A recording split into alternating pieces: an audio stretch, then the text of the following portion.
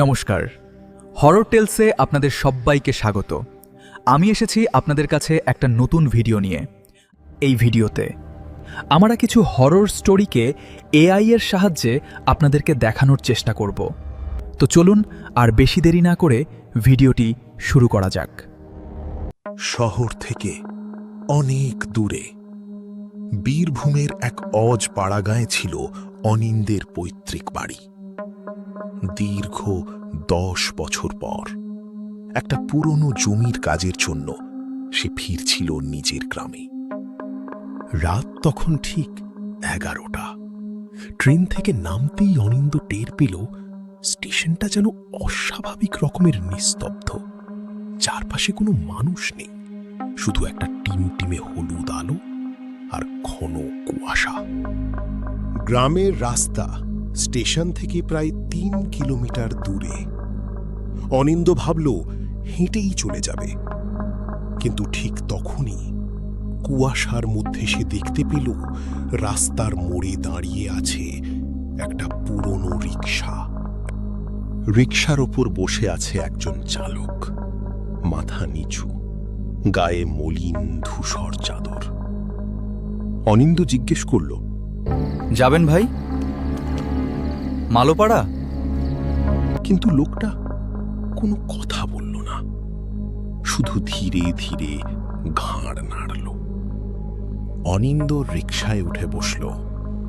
চারপাশ এতটাই নিস্তব্ধ ছিল যে শুধু রিকশার চাকার ক্যাচ ক্যাচ শব্দটাই শোনা যাচ্ছিল। রাস্তার দুপাশে ঘন বাঁশঝাড়, কুয়াশার মধ্যে সব কিছু ঝাপসা। হঠাৎ অনিন্দর মনে হলো আবহাওয়াটা অস্বাভাবিক ঠান্ডা হয়ে যাচ্ছে। সে খেয়াল করল রিকশা চালক খুব ধীরে প্যাডেল করছে, কিন্তু রিকশাটা বাতাসের থেকেও দ্রুত এগিয়ে চলেছে। অনিন্দর চোখ পড়ল চালকের হাতের দিকে। অস্বাভাবিক সাদা, লম্বা আঙুল আর কালচে নখ। তার বুকের ভেতরটা ধক করে উঠল। কিছুক্ষণ পর রিকশাটা এসে থামল শ্মশানের পাশে। অনিন্দ ভয় পেয়ে বলল, থামলেন কেন? চলুন। তারপর রিকশা চালক ধীরে ধীরে নিজের মাথাটা ঘোরালো।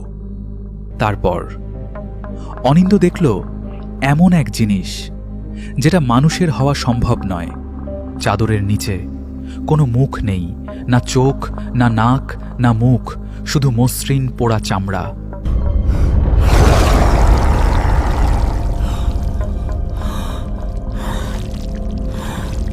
অনিন্দ চিৎকার করে রিকশা থেকে লাফ দিল। তারপর প্রাণপণে দৌড়াতে শুরু করল গ্রামের দিকে। পিছনে শুধু শোনা যাচ্ছিল রিকশার ক্যাচ ক্যাচ শব্দ আর সেই ভয়ঙ্কর গোঙানি। দৌড়াতে দৌড়াতে সে নিজের বাড়ির সামনে পৌঁছে গেল। কাঁপতে কাঁপতে দরজা খুলে ভেতরে ঢুকে দরজা এঁটে দিল। কিন্তু সারা রাত দরজার বাইরে কেউ আঁচড় কাটছিল, আর ভেসে আসছিল খিলখিল হাসির শব্দ।